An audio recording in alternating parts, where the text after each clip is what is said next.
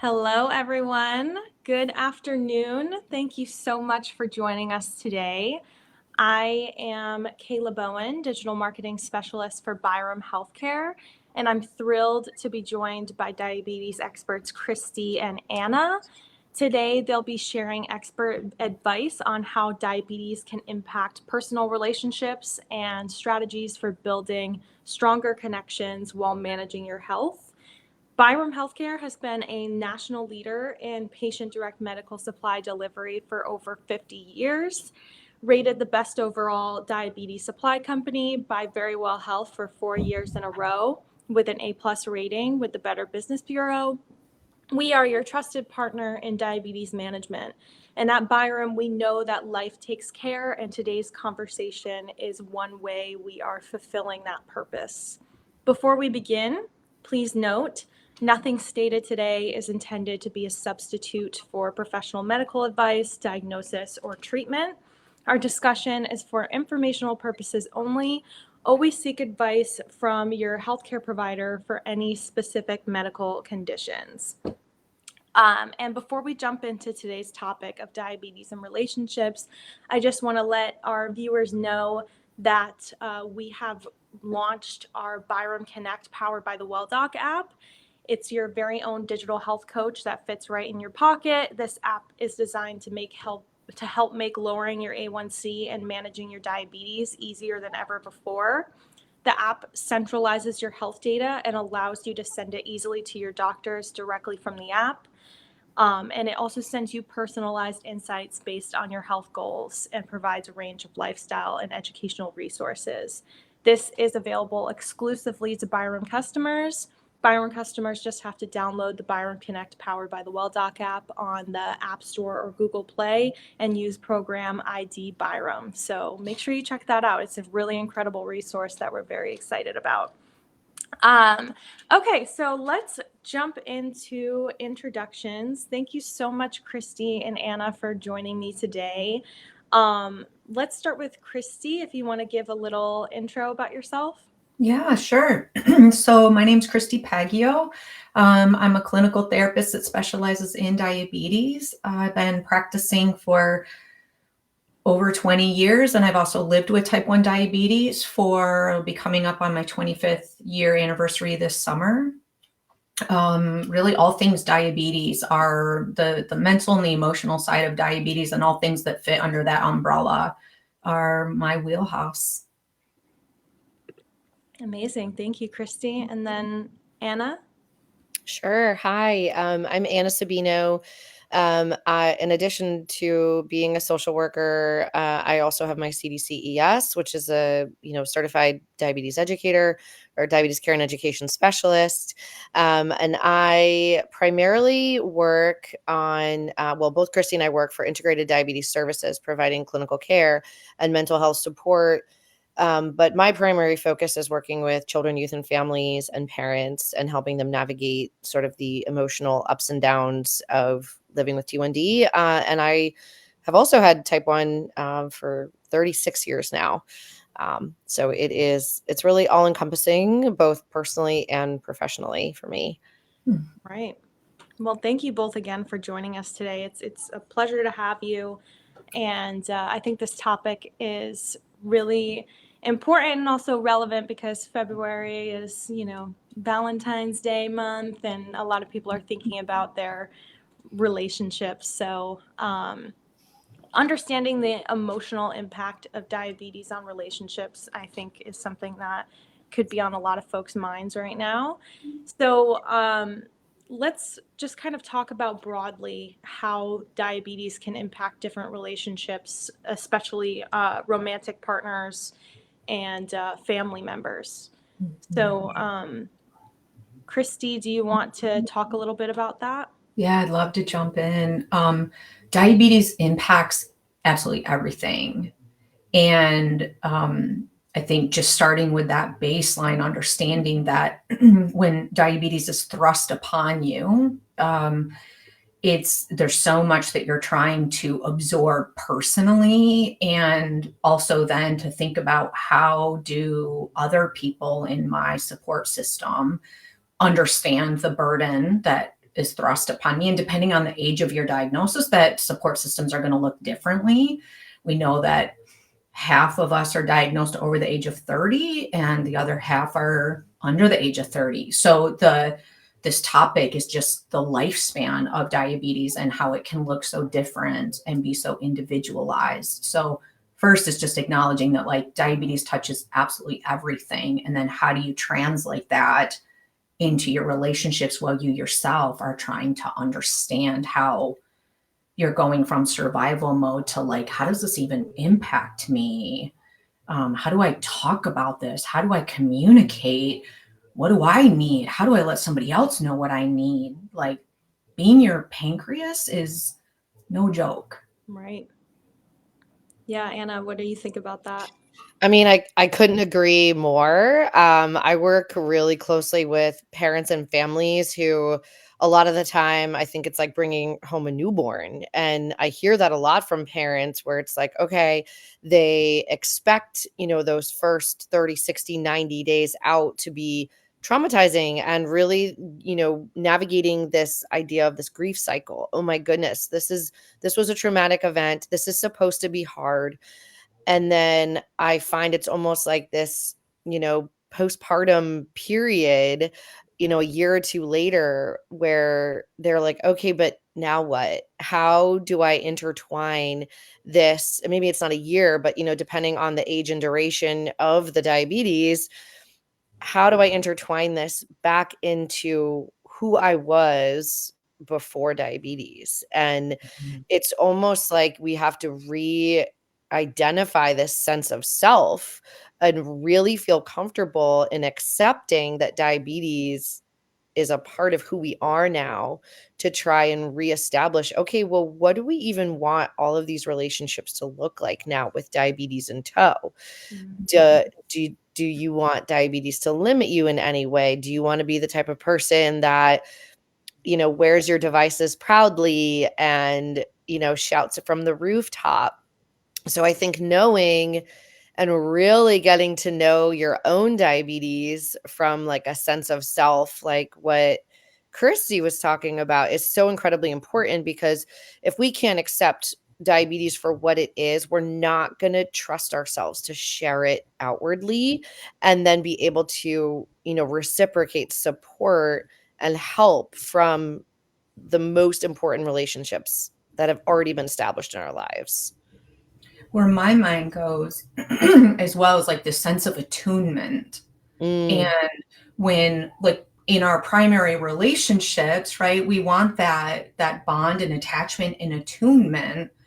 But with diabetes, you've got this thing that you're also trying to be attuned to that is very anxiety producing. We know that the rates of depression and anxiety are much greater in people living with diabetes or caregivers of people of little ones with diabetes, because you've got all this information that's streaming at you or that you're responsible for, this regimen. And so it's like, how do you stay attuned to the diabetes and not lose the attunement on that mental and emotional level with the person that you're either providing care for or yourself or in your relationships?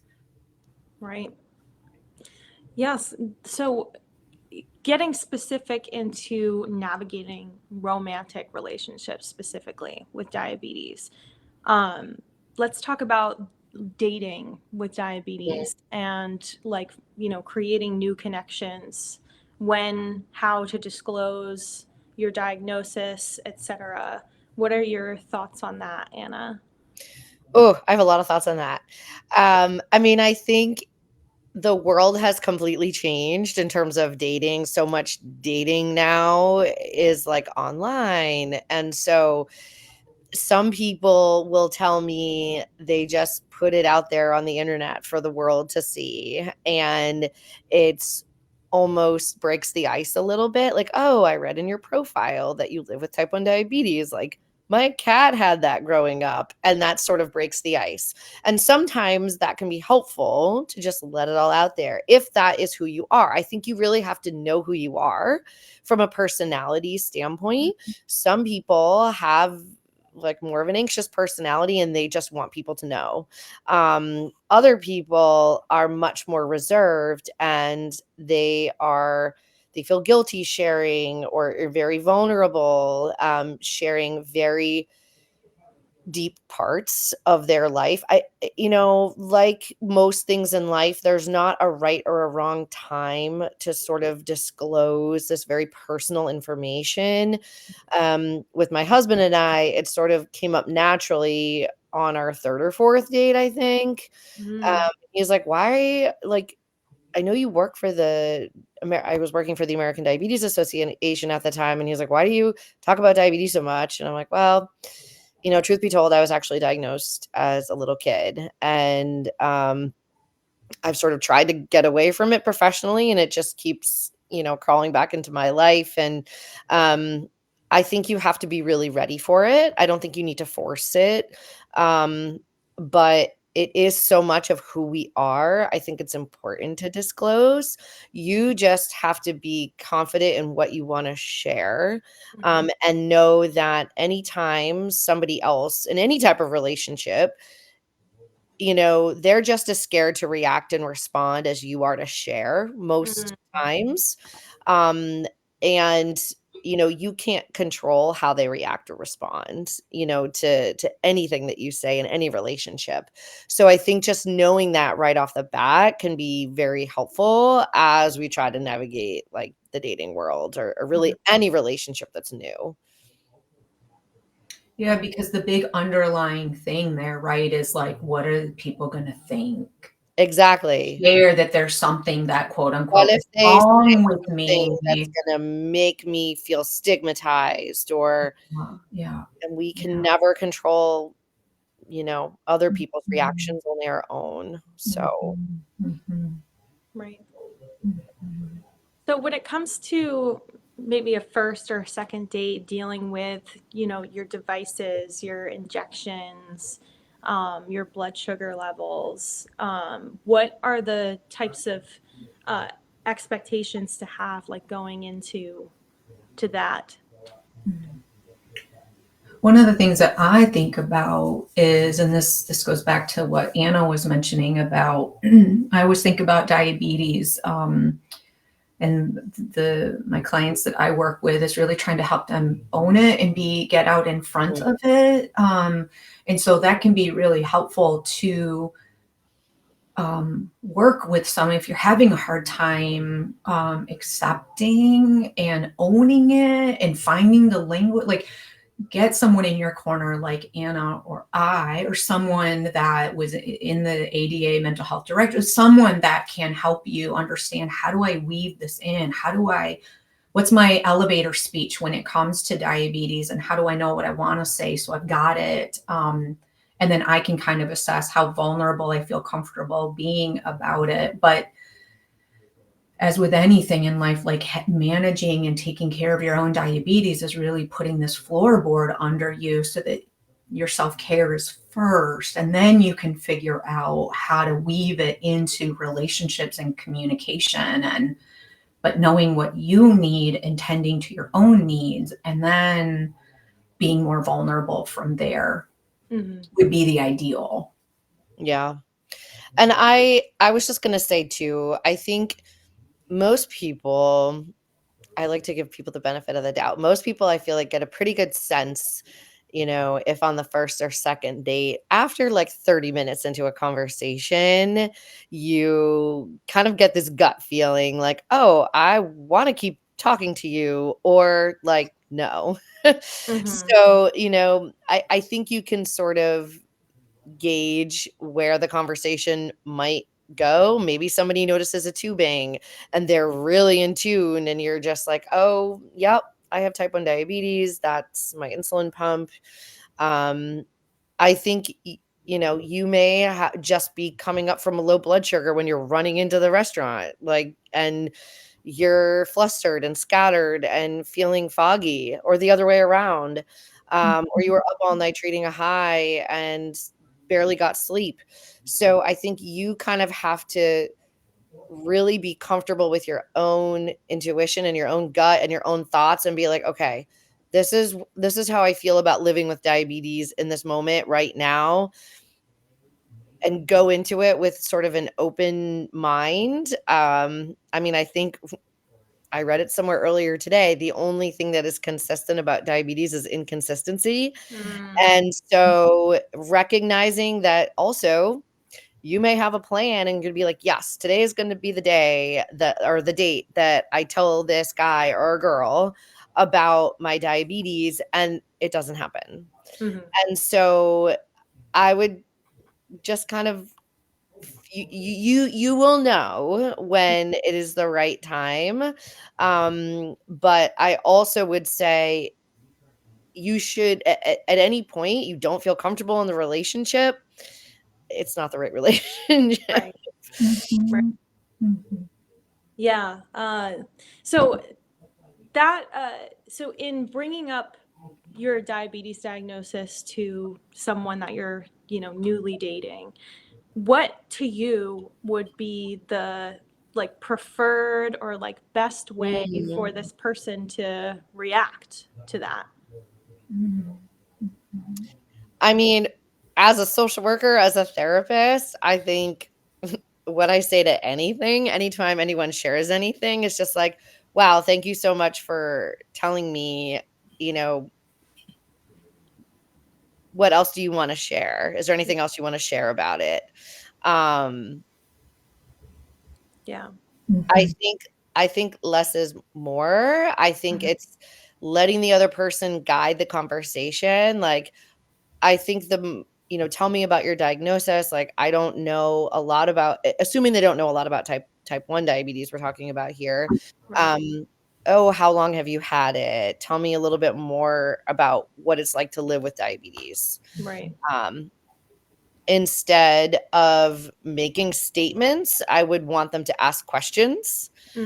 And even someone who has lived with type 1 for decades, I still wish more people asked questions, because Mhm. I actually feel like being an adult, one of the biggest burdens of living with type 1 diabetes is the burden of self-advocacy. And that to me is feeling like I am surrounded by people who don't know who I am and how diabetes is impacting me. And some of these people I've known for a long time, but I may only see them once or twice a week at the gym, or and every now and then statements are made and I'm just like, you have no idea. And every time there's an interaction or a new play date with my child's friends, or now I'm navigating friendships of my children who are asking, what's that on your arm? um it's not necessarily a romantic relationship, but again, it's that the burden of self-advocacy and when and how much to disclose at what time is a delicate balance. Mm-hmm. Right. Kristi, do you have any thoughts on that? I think Anna spoke to it really well. This conversation is the magnitude of it to just go on in so many Mhm. different caveats.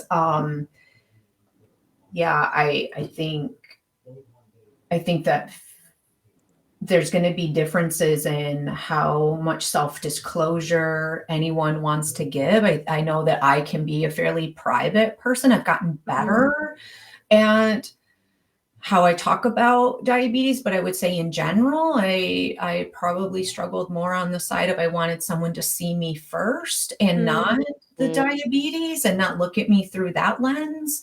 Um, and then as I moved more into accepting seeing myself accurately, then I could guide it a little bit more that what I do is incredible. If you had walked a week in my shoes, you would be buckling at the knees with what living with type 1 diabetes is. And so, sort of that kind of really respecting myself and what I do and seeing the strength of it, and then letting that kind of guide how I present it, and then how little or how much I'll educate somebody depending on how open and curious or how respectful. And no one wants pity. Mm-hmm. So I think, exactly what Anna was giving is what would be some things that if you do want somebody to tell you more about their diabetes and you don't live with diabetes, is openness and curiosity, and Right. and educate yourself. And as with anything, right, that when the burden is always on the person with the marginalized thing, right, that to not put the burden on the person to always give the cliff notes on everything. Yeah. Right. Yeah. As someone who doesn't live with diabetes, I can kind of speak from the other side where I actually went on a first date like several months ago, and we were at dinner, and just like during the dinner, he just like pulled out his injection kit and was like, I'm just going to run to the bathroom. I have diabetes and I'm going to take care of this really quick. And I was like, oh, actually, like I like work a lot in diabetes related like care, and I actually do monthly live streams with diabetes experts. And just so you know, like, I don't feel like you have to go to the bathroom to do it for me. Like you could just do it here. I wouldn't mind. And he just said that that's his preference to go to the bathroom. But yeah, and then I did ask a couple of questions about his diagnosis, but yeah, so that was like a casual, just, this is what this is, and I'm just going to go do this really quick. So that was on the other end of just being very, casual about it. So, Yeah. yeah. And I think I said this to Kristi earlier, like there's no right or wrong way to disclose diabetes. There's no right or wrong way to talk about diabetes. I think sometimes we can get very hung up on, oh, how do you tell your college roommate, or how do you talk to like a teacher in school, or like a new coach or a boss? Like we think these people are so incredibly important in our lives, and most of the time it's like, oh, no big deal. Or, Right. most of the time you're going to get a type of response that is beyond what you expected. So I think there's something to be said for also like not overthinking it. Mm-hmm. Yeah. Yeah, I feel like, just in dating in general, it just is like if the person is weird or negative about it, then that's just not your person, and Yeah. loss. Yeah, when somebody shows you who they are, believe them, right? And like Mhm. Anna said, like trust your gut. And Yeah, right. We do have a couple comments, so let me take a look at these.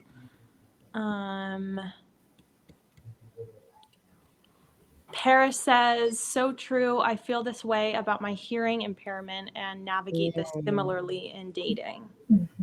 That's an interesting insight as well. And then we have another person saying, I'm a teacher, and when students notice my sensor and ask what it is, I tell them it's my data port. Too complicated to get into it, and they seem to understand techno language. That's a creative way to navigate that question. So what do you guys think about that? I love that. I love the comments. I love people feeling comfortable to share and how they deal with it at work, or a different condition that you live with that impacts social and relationships. And Right. Yeah, I would agree. I think the most important piece is like, do you feel safe? Do you feel safe in these relationships? And diabetes, once you disclose it, you should still continue to feel safe and comfortable in these relationships, whether it's a friendship, whether it's with your students, whether it is in a romantic relationship. I just think that is what is most important. And however you want to talk about it or when to disclose it is totally okay. Right. I think there's something too about, for both of these examples that were in the comment box, is like when you're disclosing that there's something, or you're sharing that there's something wrong with you, right? But like, I love the data port, or the way that like, but here's how I'm resilient with it. Here's how I compensate for it. Here's what I do to manage it. So that it's like, there's this we'll call it like a weakness that you're disclosing about yourself, which we could debate that out, but for all intensive purposes, right? It's a diagnose, but then it's really like landing on and here's how extraordinary I am. Like, I have a data port. I lip read, or I do these other things that help me to compensate. I mean, as a human race, we're extraordinary in how resilient we are. We just really try to avoid suffering as much as we can. But when we can't avoid it, the resilience is astounding. Right. We have another comment. Somebody asked how to explain to a date mood swings based on high or low sugars. My mind is to think about it, is to use a metaphor. So my mind goes to like batteries being low, like thinking about like your cell phone battery or something like that. And my husband and I, we kind of joke about it. Like, when I was first diagnosed and dealing with this, he would be like, batteries running low. And so as a way of sort of talking about what it feels like to have low blood sugar, so maybe finding a metaphor to describe so that something else that somebody could relate to. And then certainly there's some hypoglycemia, but then there's also the right? When we're on the higher side, and what we might notice, maybe some irritability, grumpiness that can happen on either end of that spectrum. But my thought would be finding a metaphor that explains it. Right. Yeah, that's and I think there's something to be said too, where you sort of have to experience it and like be around me, and you could say something like, if you're ever around me in the future where I'm experiencing a high blood sugar or a low blood sugar, I would love for you to observe and help point it out to me, because it's helpful for me to understand what others are observing. Because sometimes a low blood sugar can look like X, and sometimes it can feel like Y, and it might look like something different to you. And so I think it's sometimes people without type 1 don't know what their role should be, and they don't know how to help.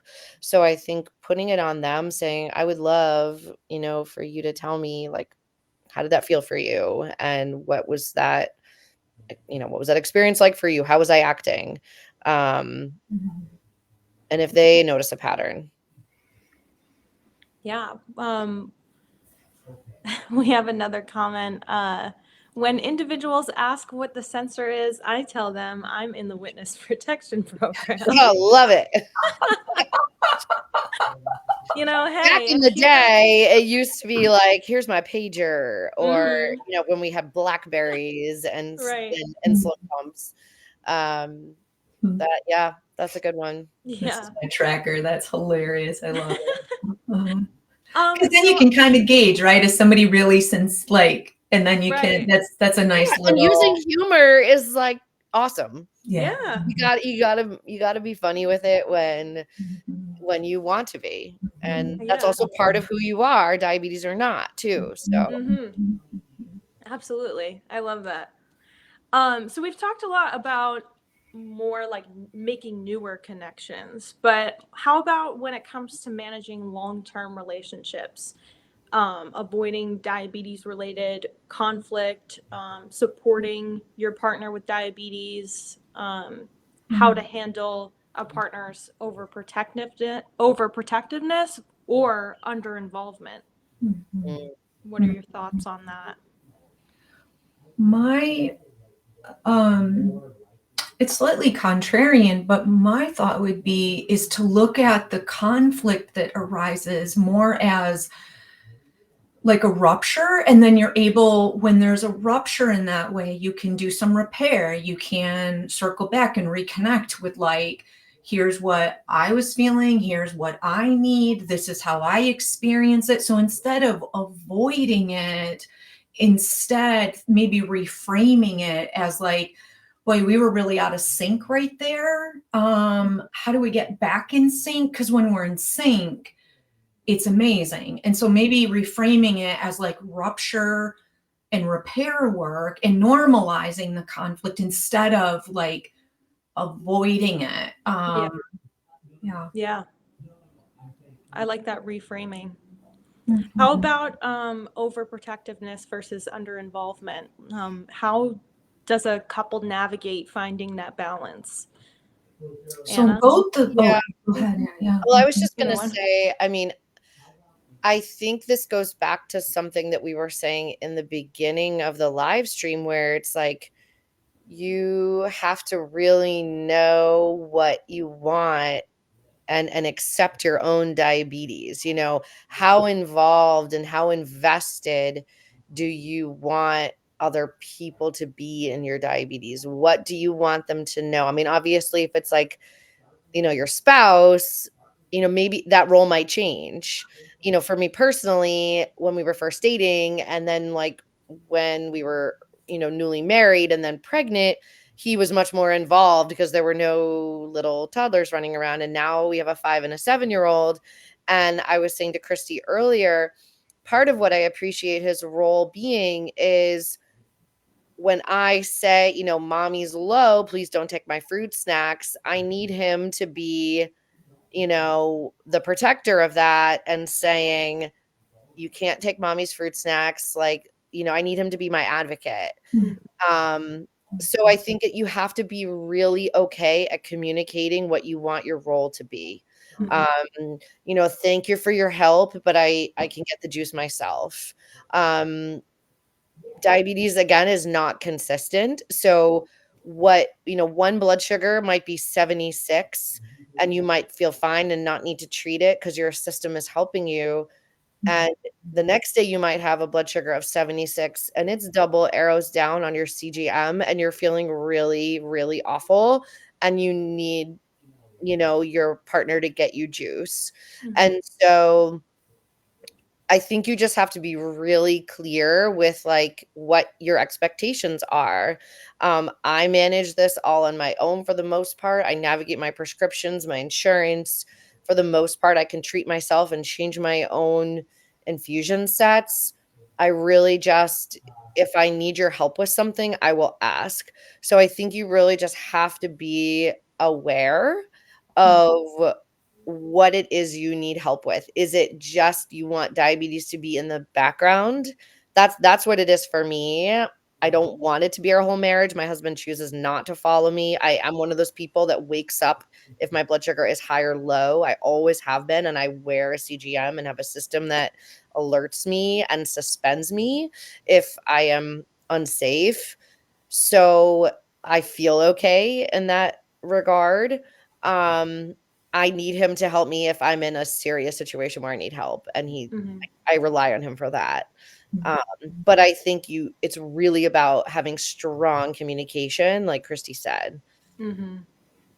Yeah, where my mind kind of goes with it is we know that diabetes is anxiety producing, right? We talked about that already, and the literature is there. It's just that a lot of the behavioral health literature and tools kind of sit on the shelf because clinics are too busy. So we're not really normalizing and screening and addressing it. And it's the same for caregivers, right? Partners, long-term relationships, parents, like it's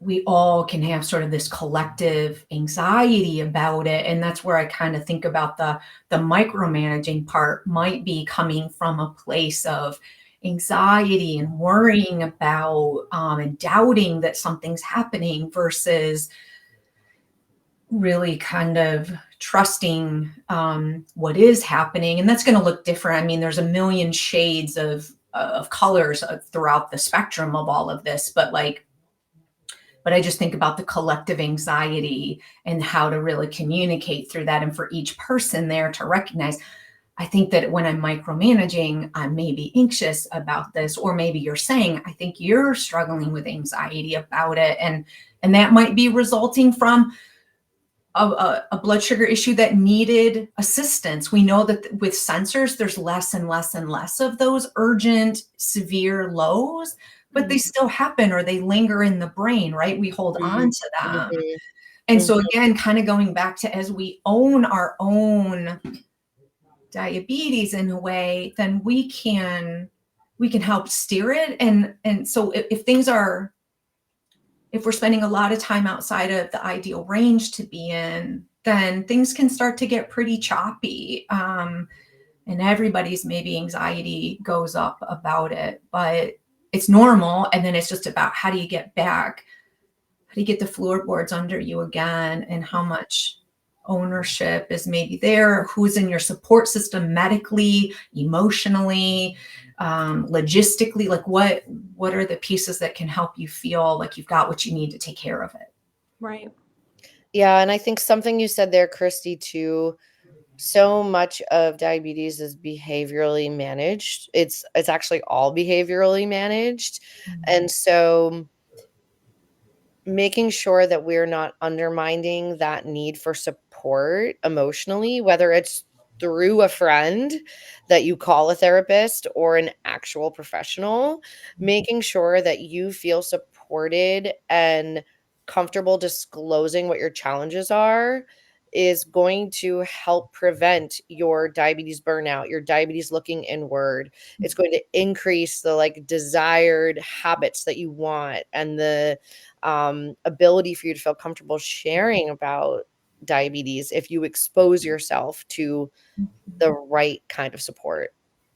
I was diagnosed in my 20s, and my husband and I were dating at the time. And so I knew nothing, and my husband started to do a little bit more of a deeper dive into what is this that's happened to her. And so we were kind of learning together. It was a long distance relationship at the start. So we would talk about it and he would explain some things to me. So we were really kind of collaborating. And then in some ways, he almost had more of a micromanagey approach of like, well, he's an educator by gifting. And so he likes to educate. But I'm in the driver's seat of this. This is happening in my body and I got to make the judgment call. So in the beginning, it was a little bit more tenuous, and so it started out, and then it kind of got a little tenuous, and then it shifted. But I was also building up my support systems. And as I got more plugged into diabetes groups and community, then it started to shift where I was really the expert. And I had a physician who really helped when we were in our visits, would really put the focus in the respect to me of like, well, Kristi, what do you, and the judgment calls that I was making? Because diabetes comes with this protocol, but yet we live in the gray area. It's not black and white. It's incredibly gray. And so the micromanaging anxious part was maybe doubting me. And it was that physician support that was like, no, actually, Kristi, that's exactly why. And so that was really good for us. And then just as time progressed, things really shifted where now my husband still does provide support. He'll change a pump site when I'm just feeling tapped out of it, which I love. Or he'll bring me a juice in the night if I don't wake up from an alert. So it's definitely shifted over time. Right. Mhm. And I think knowing that over time our roles will change. Roles will change as you get older, as kids get older. And I think being able to recognize that the expectations and the roles have shifted, I think something that I've thought about a lot and I think about a lot when I do communication work with families is like, what's your love language? Like, and I don't mean about diabetes, but it'll come back to that. If you like acts of service, there's a lot of memes on social media out there. What are the diabetes love languages? If you like to receive love with, acts of kindness, maybe it's like, I got your site ready for you because I know you changed it on Thursday and today's Sunday. It's been 3 days. Like, gosh, I would love if my husband did that, but I don't know. We have 3 kids. The dog would do something with it funky. I sort of have given up on that at this point. But for some people, they love gifts. oh, I picked up some more batteries and some new adhesives for you on Amazon. Some people, it's really like you have to know how you want to receive and give love. And then all of that diabetes relationship aspects kind of fall into place. Mm. And if it works in other aspects of your relationship, it should fall naturally with diabetes too. And my thought to add to that too is that diversify your support system, right? Because no single relationship will meet all of those needs, right? Correct. So so figure out and then equip, right? Build that, cultivate that support system of like, who do you need to go to? Like, I mean, even Anna and I were talking about this earlier. Part of what's so meaningful professionally and personally is that we get to work together. There's not a million of us. And so there's something about having people on a bad blood sugar day that you can just send a text to be like, I have friends that I'll just send a screenshot of like, I was missing sensor data. And then when it started reading, it was like sky high. And like, here's my current state of affairs, right? And they're just like, oh, and so there's something about having a diversified support group, right? Or support system, not group, but system.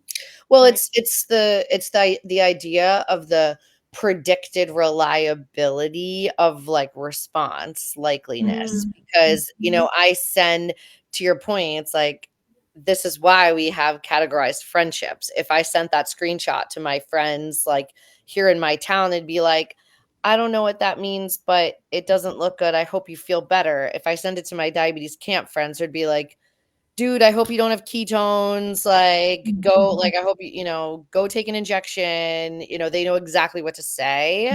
And even the right phrases, like ketones, take an injection, or they'll just send me like a water chugging meme because they know, Um, and it's like this invisible understanding of whether or not you have the connection between other mothers, whether it's a connection of diabetes. It's that connection of support is so important. There's something about diabetes that like you experience on like this. I think what Anna's speaking to is like there's just so far that language will take you, and then there's something about that shared lived experience, right? That Absolutely. like showing a picture of the sensor, or that just somebody knows and they're like, oh, I hope you don't have ketones, right? And they know like that just feels awful, and the mental load of it and the physical impact. Right. Yeah, I love that. I love just that you could just send a screenshot and your circle of diabetes friends will know how to respond to that. And I think that that's a really important point of just, not expecting your partner to check every single box of needs, emotionally. Yeah. And I also loved going back to what Anna was saying about the different love languages and how, like, thinking about just how you like to be loved in general, and then the diabetes aspect of that, like, falls into place based on that. So that was a really great insight. As things get more complicated in my relationship, my husband will say, have you talked to so and so? Like when he doesn't know, he's like, oh, have you? So that's this nice way of like knowing there's a support that he doesn't know how to necessarily meet. But Right. I love that. So before we kind of move into a little bit more about like family relationships, I just want to ask our viewers, what has been your biggest challenge in dating or romantic relationships when managing diabetes, or even a similar thing?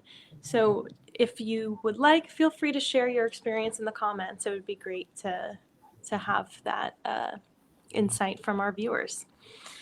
So, just getting into a little bit about family relationships and let's talk about setting healthy boundaries with family members who might try to be like controlling or over like helicoptery about your diabetes management. What do you think about that, Kristi? Where my mind goes, I don't know if this is exactly to answer your question, Kayla, but my mind goes to like family members that have type 2 and are maybe like, how's your diabetes? Or, and they mean well, right? Like, but it doesn't feel like the same thing, and no disrespect whatsoever to someone living with type 2 diabetes. It's just more the family relationship. That so it's one of those things where, again, I find myself just really trying to steer the conversation, very much with kind of what Anna was saying about like what I'm gauging about this person. How much would I allow this conversation to continue, or am I going to elevator speech it and wrap it up because you're not my person, or you just wouldn't, maybe you care but you wouldn't understand, and if I really started to explain, your eyes would spin, and so. How about you, Anna? What do you I think about? mean, over time, I have really tried to lower my expectations for people's understanding when it comes to diabetes, and I just sort of like smile and nod. And I will say, there are more and more people, type 1, type 2, whatever you want to label it, who are wearing devices visibly. And I think that helps. I think there's more and more talk of diabetes societally in general, in part because there's so many people living with it or exposed to it. But I am the type of person that, I usually don't talk about it. Growing up, I was also in the 90s and the 80s where um, I didn't think about it during the school day. I didn't give insulin during the school day. I had 2 shots a day. So it wasn't there wasn't much responsibility for me other than like it was like 3 or 4 times a day where I just like checked in with diabetes. And anything that happened on the outside, I was unaware of. And that's, if you ask anyone that's lived with diabetes, Kristi, you probably too, up until about 10, 12 years ago, that's what life was like. And so for me, I think it's very important to know yourself, and for parents too. If you don't want to talk about it, it's up to you, the person living with it. You're that sort of team captain of your diabetes ship, to share that ahead of time and just say, hey, I know we're going to this family reunion. I really don't feel like talking about diabetes today. You know, I'll take care of it. Like, I just don't want to talk about it.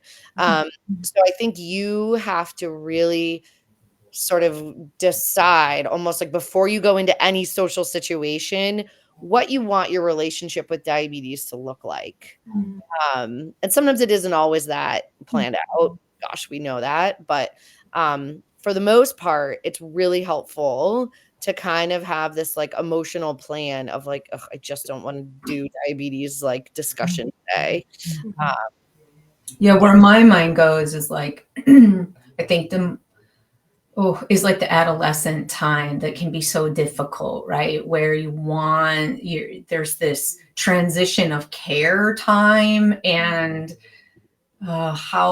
so when I think about diabetes, it's like always see the person first, right? So that no matter what relationship, caregiver, partner, whatever that looks like, friend, that it is the person first that's juggling a lot of other competing priorities, right? Diabetes is not always going to be numero uno. And that's not a deficit on anyone's part. But I think teens in particular sort of like, but we do need to be supportive. We do need to know, like, and as they're migrating with less and less parental supervision, it can be that communication is always challenging in different age groups. But I think checking in and trying to connect and being attuned on a different level, and then let the diabetes kind of flow from that. Yeah. Mm-hmm. We got a comment based on my prompt for our viewers. So someone answered the question of what's been their biggest challenge in relationships when managing diabetes. They said meal prep. I cook more carb dishes for my husband than I can eat. Challenging, but I've adapted and am still adapting. Yeah, so when you're trying to focus on blood sugar friendly meals, right, and that big picture, and then there's my thought would be sort of how to circle back with some of that of like, well, here, if the meal planning can align more closely, that's going to alleviate the burden or feeling less alone with it, that you've got to have this special, because we know that people with diabetes don't have anything, they don't have to be on a special diet. But my thought would be sort of like talk about what what a healthy plate looks like, and how can it more align so that everybody's kind of making modifications to that healthy plate that is not a diabetic diet in any sense, but more about that communication of let's just get on the same page. So meal prep and planning is simplified, because living with diabetes is like 180 decisions a day. So if as partners we can understand and be on board with keeping that as light and manageable as possible, then everybody wins. The team wins, right? Right. Yeah, and I would just say to that too, I mean, my husband and I struggle with that, like, still, and, know your role. Are you the one that has to make dinner every night for him? If and it's about like, okay, clearly this isn't working for you, or is it working for you? Is this the role you want to have in the relationship? If you're not happy in the role and you feel like you're doing too much, like, you have to address it. And trying to figure out, okay, well, what is the root of the problem? Is it really about them making the two meals, or is it really feeling like the roles are unbalanced? And I think that is deeper than the diabetes issue, but clearly feel like you're doing more work than you want to be doing, and you're doing something that you don't enjoy, and so it warrants a conversation. And maybe even on a deeper level, with it, just adding to that is like feeling supported or unsupported. Yeah. Right. And then speaking from that place of how does that feel for you? And then that is the surest way to try to connect, is by identifying how you're feeling about it. And then out of that, this is what I feel. This is what I need. I need there to be a shift. Let me share with you. This is how I feel about that. And then see how they partner with you to say, I had no idea that you felt that way about it. Like, oh my gosh, I'm on board. But a lot of times we stay in our heads. Yep. I mean, I think that's so applicable to relationships just in general, just letting things fester and not having that open communication. And I think a big takeaway from our conversation today is having and fostering that open communication. So as we're getting to the end of today's session, we have had such a great conversation about diabetes and relationships. And of course, there's so much more we could talk about in this topic. But as we are wrapping up, do you have some closing thoughts about what we've discussed today? Kristi or Anna, whichever. I'll jump in. My thought would be, you're not alone. reach out for help. I'm so glad you tuned in to this. We don't talk enough about the mental and emotional side of living with chronic illness or chronic condition or diabetes, and find the helpers. Yeah. What do you think, Anna? I mean, yes, obviously both Kristi and I work at integrated diabetes services, and we provide, loads of different types of support. And I think prioritizing understanding your own relationship with diabetes first and foremost is going to be a huge foundation for your future success and allow you to, build up this resiliency and like life experiences for you in the future. And I think too, just like don't be afraid, try not to be afraid of sharing. Because most people in the world are good, decent humans, and they want to continue a relationship with you. And this is only a part of who you are, whether you are just diagnosed or it is been with you for a long time. It is a part of you. So it's worth talking about. Absolutely.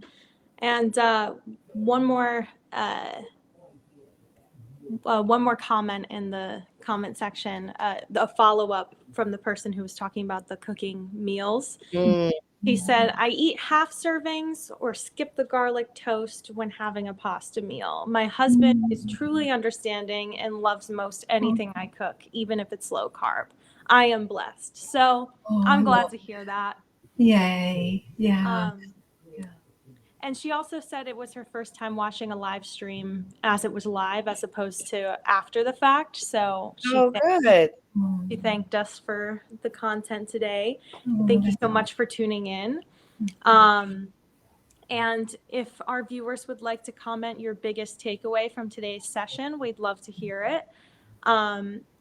I just have to restate before we wrap up that nothing stated today is intended to be a substitute for professional medical advice, diagnosis, or treatment. Our discussion is for informational purposes only. Always seek advice from your healthcare provider for any specific medical conditions. And also, don't forget about the Byram Connect powered by the WellDoc app.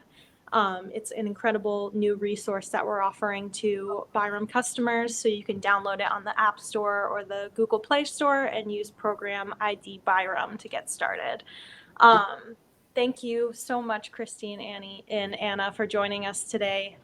It was an incredible conversation, and it's always a pleasure. Thank you. Thank you so much for having us. Mm-hmm.